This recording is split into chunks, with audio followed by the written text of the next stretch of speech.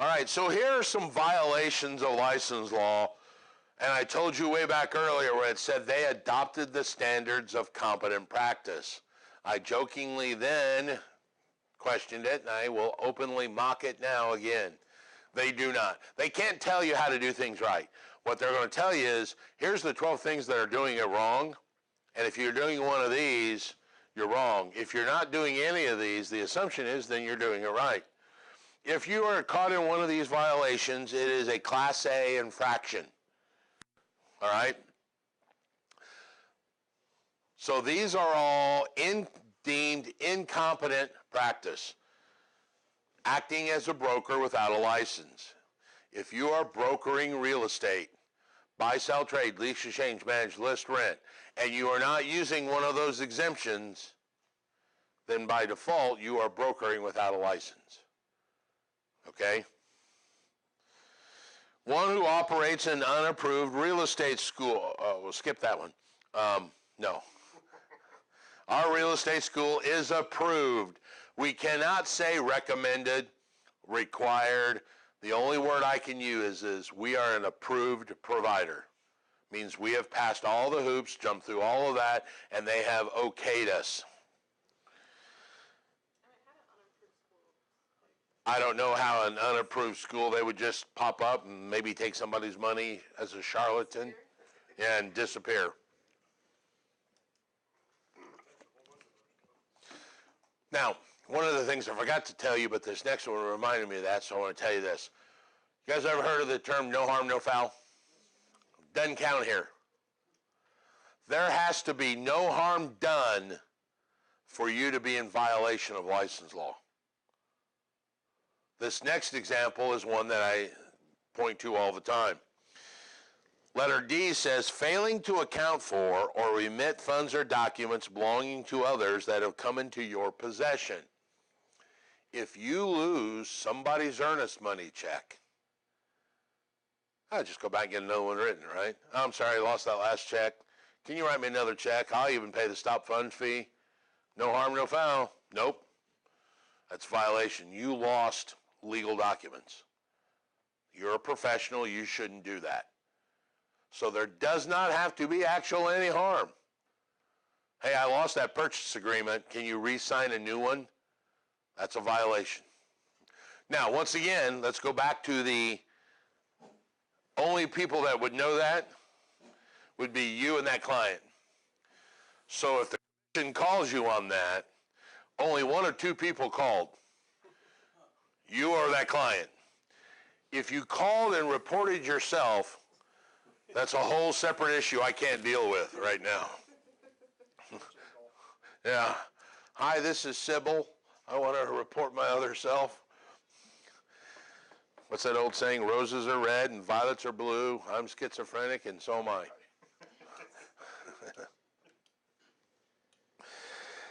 So don't lose documents. Letter E, offering or accepting an inducement or rebate for the purpose of attaining a listing without full written disclosure to all parties. Here is one of the laws that just is dead center of the gray zone. You are not allowed to give something of inducement without full written disclosure. I'm not sure I 100% understand what that means. How do you give written disclosure to everybody? I meant everybody. How do you do that? There have been people that have been caught for violation of what they are trying to stop. And there are two things. There's what they call the letter of the law, and then there is the intent of the law. What's it called? And the theory behind what they're saying is, what they don't want you to do is go, hey, don't use him, use me, and I'll buy you a big screen TV if you use me. I used an inducement to keep somebody from using someone else. All right? Now, there have been plenty of people that have tried to say to everybody, I give 1% of the buyer's commission back. And they claim they have gotten away with it.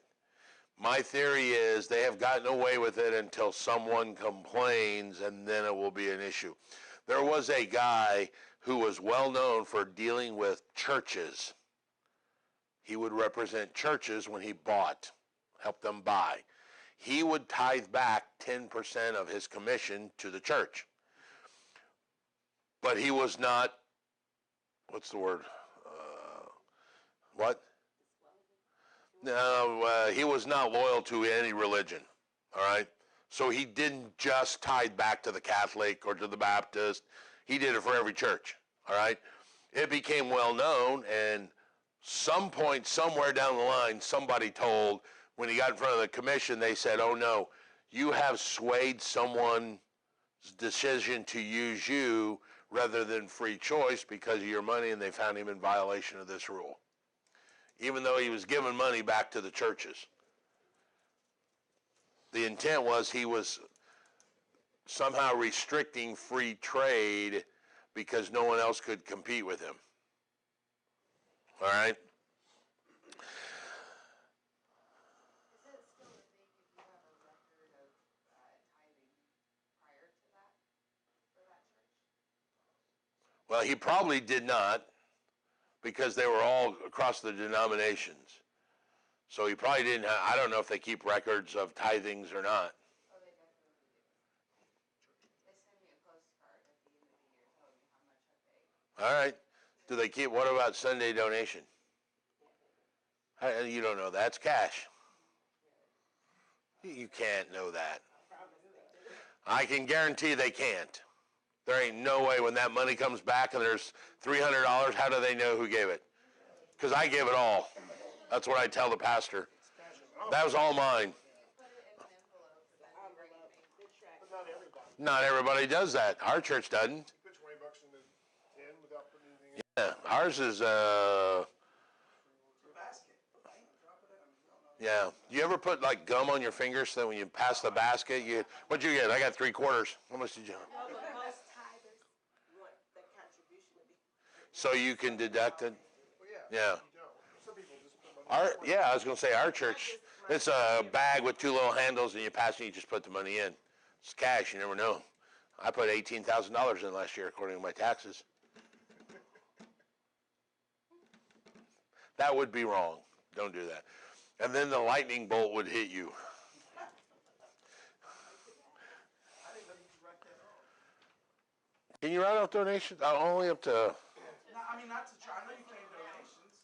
Yes, you can write it all off. I've been doing it. it's only a certain amount of your income though, isn't it? Church has to be a 501c3 and you have to get a receipt. Oh, okay. So it's not that easy. Receipt, schmeat. I mean, you can say anything you want. Just good luck if you don't get audited. Yeah. Right. You get a contribution. It's easier to ask for forgiveness than for permission, unless it's the IRS.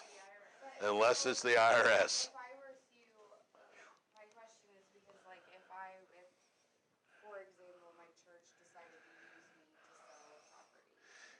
If you did it for your church, I don't know.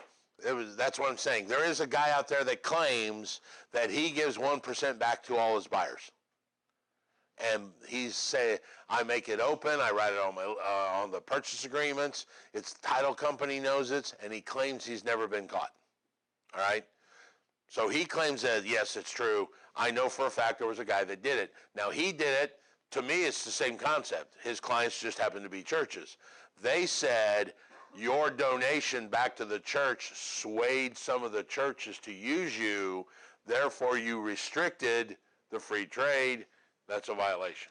That's what they don't want. Now, I will tell you, you will get deals all the time that come along where you go, I'm going to use some of my commission to help my buyer. That's happened before, where they may be short, or we'll kick money into the deal. That happens. If you're not consistent about it. I told you this is this is dead middle of the gray area, dude. This rule right here is dead middle of the gray area. This is going to be one of those where they're only going to be mad about it if it gets reported. Something's only illegal if you're caught. Yes, exactly that rule. No, the rule says offering or accepting an inducement with sale without full written disclosure to all parties. That's what you need to know. Don't know the middle of the gray rule. That's real world. Does disclosure mean you have to get consent from the other parties, or do you No, it doesn't say consent. It says disclosure. You just tell them. But that's what I'm telling you. How do you tell everybody in the deal? Or it didn't even say that. It doesn't say, actually the law says without full written disclosure to everyone. You can't do that. The law is actually written flawed. You can't disclose anything to everyone. Well, no, remember, this is not the law. This is my rendition of what the law says. If you go look at the Code of Federal Regulation, the rule says without disclosure to everyone. All right, and my question is, what's everyone? It's the little Chinese kid sitting in China that he's part of everyone, wouldn't he? You need to know the rule, not the gray area. G, don't act as dual capacity. Dual, they use the word dual here instead of limited because this is actually a PLA law, not an IREC law. So PLA calls them dual licensees. What's a limited licensee? You cannot represent the buyer and the seller without written permission. That's what it's telling you here. You're in violation if you do it without written permission. Letter H, guaranteeing. Okay, stop right there. You can't guarantee anything, so you know that's a violation. Can't guarantee future profit, so you can't tell your investor, hey, let's buy this house and we'll flip it and I guarantee you're going to make money. That's a violation. You know, right? CMA indicates, records indicate you're probably going to do well on this, but I can't guarantee it. You cannot offer real estate on any other terms than those given to you by your client. Now, there is a question on the exam that someone has told me. That doesn't mean you cannot accept an offer on other terms. So if my client wants to sell his house and I put it out for sale and Josh comes to me with an offer with a land contract, that is okay. I can't market it as a land contract if he says, I only want to sell it. But that doesn't prohibit me from saying, from you going, oh, my guy wants to lease it. Well, I don't know, write the offer. I'll give it to him. He may change his mind. So I can't market or advertise on any other terms. Doesn't mean I still can't accept an offer on other terms.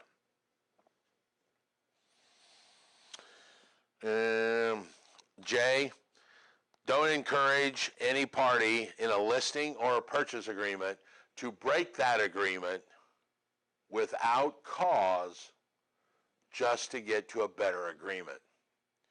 This will happen to you in your career. You will have one deal at $100,000 and all of a sudden you get another offer at $110,000. You tell your client, sorry, you're under contract. You cannot break this to get to that $110,000 for no reason. Now, something happens and they've missed a deadline or they fail to give the earnest money, then sure, we'll go the other direction. But you can't just say, oh, I like that one better, blow them off and let's do that. If that client does and you're a part of it, you're in violation as well.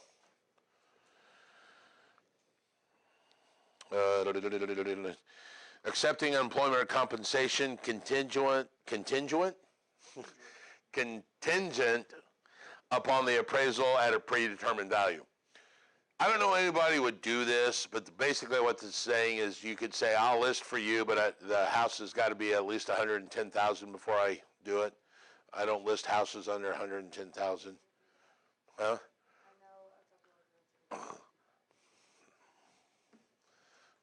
I know a couple of people that speed. Still legal. All right? There's the rule right there. It says it. Now, what smart agents will do is they will go, oh, I don't know that market very well, so I probably won't do you a favor.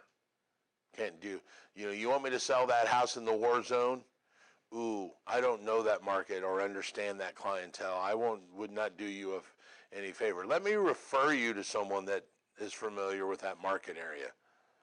That's how you get out of it. But to literally go, I won't do it if it's not 100 grand is a violation. Say, I don't do it. I don't do houses under 100,000 period, can I? This says about with predetermined value. If you would, Like, I don't want to work for $30,000 house because my commission ain't gonna be crap. that's probably not the right attitude. I know. Yeah. But that is the attitude. There are a lot of people that say that. I won't do that house because if I got to spend 4 hours, that's why a lot of mortgage guys won't write mortgages under 50 grand. Still takes 2 hours to write the paper. Why would I write it for 20 when I can go get one for 120 or 150? Same concept. Theoretically, you're supposed to say, I want to help people and be your client. My pay is ancillary because I am for the glory of good that I get. What you would say is, I don't understand the 46201 zip code. I don't know the market. So therefore, I don't do anything in that 46201 zip code. All right? All I know is Johnson County.